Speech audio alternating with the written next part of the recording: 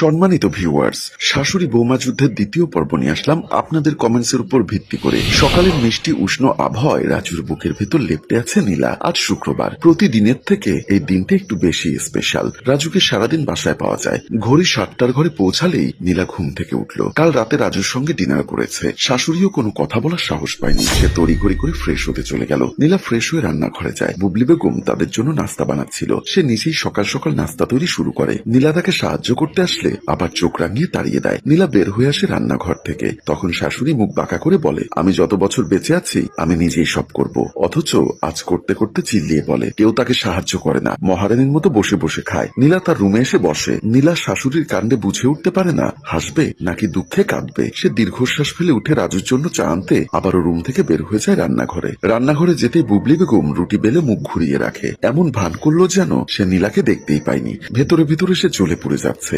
নীলাও চুপচাপ চায়ের ফ্লাক্সে হাত দিল। সে চায় না রাজুর এই একটা ছুটির দিন খারাপ যাক, আজ অন্তত অশান্তি না হোক। বুবলি বেগম হাতে আটা মাখা অবস্থায় চিবিয়ে চিবিয়ে বলল, মহারানীর ঘুম ভেঙেছে, এবার নাস্তাও মুখে তুলে দেই। আমার ছেলের জীবন ছারখার করে দিলি, তাও মন ভরে না। নীলা তৎক্ষণাৎ দাঁড়িয়ে চাপা স্বরে বলল, শুনেছি দাদি ভীষণ ভালো মানুষ ছিলেন, উনি কিভাবে আপনাকে সহ্য করতেন? বুবলি বেগম রাগান্বিত গলায় চেঁচিয়ে ওঠে, তোর মতো অলক্ষী আমি তোর মতো অপয়া হলে সেই কবেই শাশুড়ি ঘাট ধাক্কা দিয়ে বের করে দিত, তালাকনামা রেডি রাখতো। শুধু আমি দেখা চুপচাপ সহ্য করছি, এখনো এই বাসায় থাকতে পারছিস? নীলার কথা থেমে গেল। বুবলি বেগম দাঁতে দাঁত চেপে আরো কিছু বিষাক্ত কথা বলার মুখ খুললেন, কিন্তু দরজার বাহিরে ছেলেকে আসতে দেখে চুপ হয়ে যায়। নীলা আর চোখে শাশুড়ির মুখ অবকলন করলো। একটি চায়ের কাপে চা ঢেলে শাশুড়ির জন্য রেখে বলল, খেয়ে নিন মা। মা নিচু কণ্ঠে জবাব দেয়, আমাকে মা বলবি না। কথা বলে রুটি ছেঁকতে শুরু করে। নীলা দীর্ঘশ্বাস ফেলে ঠোঁটে কৃত্রিম হাসি ঝুলিয়ে বাহিরে যায়। রাজু ডাইনিং টেবিলে বসে আছে। নীলা এসে চায়ের কাপে চা ঢেলে রাজুর হাতে কাপ বাড়িয়ে দিয়ে বলল,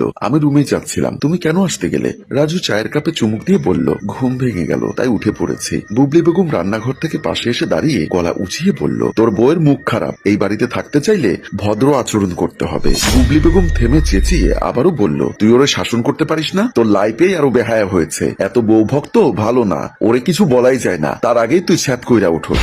মনে হয় তোর গায়ে লাগলো। ডিভোর্স না দিলি, চট থাপ্পড় দিয়ে ভদ্রতা শেখা, এখনো সময় আছে। বিবেক দিয়ে ভাব, জীবন এখনো পইরা আছে। এভাবে তো চলে না। আমি কইলাম ওই মাইয়া তো জীবন ধ্বংস করব। আজ আমার কথা শুনতে খারাপ লাগলো, কিন্তু 10 বছর পর ঠিকই বুঝবি, ওই দিন অনেক দেরি হয়ে যাইবো। রাজু হতাশ চোখে তাকালো, কণ্ঠে তেজ ঢেলে বলল, ঘরের বউকে নিজের মতো করে শিখিয়ে পড়িয়ে নাও। আমি তো খারাপের কিছু দেখি না, বরং তুমি নিজে গায়ে পড়ে ঝগড়া লাগাও, অশান্তি সৃষ্টি করো দুজনে। নীলা চোখ বন্ধ করে নেয়। রাজুর কাঁধে হাত রেখে চুপ করতে বলল, কিন্তু রাজু শক্ত গলায় বলল, আমার জীবন নিয়ে তোমাকে ভাবতে হবে না। বউ ভক্ত হলে সমস্যা কি? আব্বাও তো তোমার কথায় উঠে বসে, কিছু ভুল হলেই চ্যাপ দেখাও।